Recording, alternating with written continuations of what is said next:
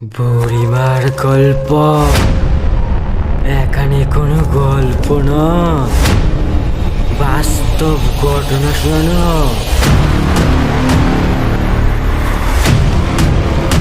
সাধারণ সবাইকে বুড়িমার গল্পের 17 নম্বর এপিসোডে আমি তোমাদের ছোট চন্দ্র। আজকের এই গল্পে একটা যুবক যখন রাতের বেলা কাজ শেষে মোটরসাইকেল দিয়ে বাড়ি আসতে যাচ্ছিল, ঠিক তখনই তার সাইকেলটা হঠাৎ করে বন্ধ হয়ে গেল। মাঝ রাস্তায় পুরো অন্ধকার, চারপাশে কেউই নেই, একা একজন জঙ্গলের ভিতর। সেই জঙ্গলে তার সঙ্গে কী হয়েছিল জানতে হলে এই গল্পটা শেষ পর্যন্ত দেখে এখন চলুন গল্পের দিকে এগিয়ে যাই। রাত তখন প্রায় 10:30। শরৎকালে চাঁদের আলো পড়ছে গ্রামের শীতলমাখা মাটির সরু রাস্তায়।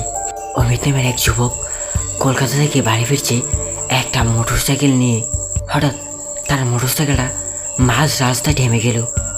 অনেক চেষ্টা করার পরও সে তার মোটরসাইকেলকে স্টার্ট করতে পারলো না। অমিত লক্ষ্য করলো চারপাশে কেউই নেই, শুধুমাত্র একটা রাস্তার পাশে একটা বট গাছ মাথা তুলে দাঁড়িয়ে রয়েছে।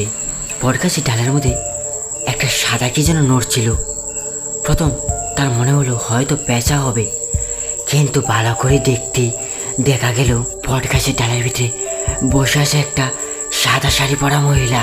অমিত কিছুক্ষণ ভাবলো হয়তো এটা তার চোখের ভুল, কিন্তু আস্তে আস্তে মহিলাটা চোখের ফ্যাকসা হয়ে তার চোখের সামনে আসলো। সেই মহিলার ঠোঁট নেই, শুধু সাদা দাঁতের শাড়ি। সেই মহিলার গলার ভিতরে শাড়ির আঁচল পেঁচানো, যেন ফাঁস খাওয়ার দাগ। হঠাৎ সেই মহিলার গলা দিয়ে কষকষে শব্দ আসলো, এখানে থেমো না, এখান থেকে চলে যাও। অমিত এই কথা শুনে ভয়ে কাঁপতে কাঁপতে আবার বাইকটা স্টার্ট করার চেষ্টা করলো, অথচ বাইকটা আবার একবারে স্টার্ট হয়ে গেল। তারপর অমিত সেখান থেকে বাইকটাকে নিয়ে দ্রুত পালালো। পরদিন সকালে অমিত যখন গ্রামের লোকেদের কাছে এই কথাটা জানায়, গ্রামের লোকেরা এত অবাক হয়েছিল না। তখন একজন বয়স্ক লোক বলল, আজ থেকে বছর দশক আগে সেই বটগাছের ডালে একটা নববধূ ফাঁসি দিয়ে মৃত্যু হয়েছিল। সেই মহিলাটার আত্মা এখনো সেই বটগাছে আটকে আছে। তারপর থেকে মাঝরাতে সেই রাস্তা দিয়ে যারা যায়, সেই মহিলাটা তাদের বাইক বা গাড়ি থামিয়ে দেয়, আর যাদের ভাগ্য ভালো থাকে তারাই সেখান থেকে বেঁচে ফিরতে পারে, না হলে সেই মহিলাটা কাউকে বেঁচে ফিরতে দেয় না। সেখান থেকে তাদের গাড় মোটকে মেরে ফেলে। তোমার ভাগ্য ভালো যে সেই মহিলাটা তোমার সাথে কিছুই করেনি, তুমি সেখান থেকে ভালোভাবে বেঁচে ফিরতে পেরেছ। অমিতের শরীর শিউরে উঠল। গতকালের রাতের আতঙ্ক যেন তাকে আজও আঁকড়ে আছে। আজকের এই গল্পটা এই পর্যন্তই।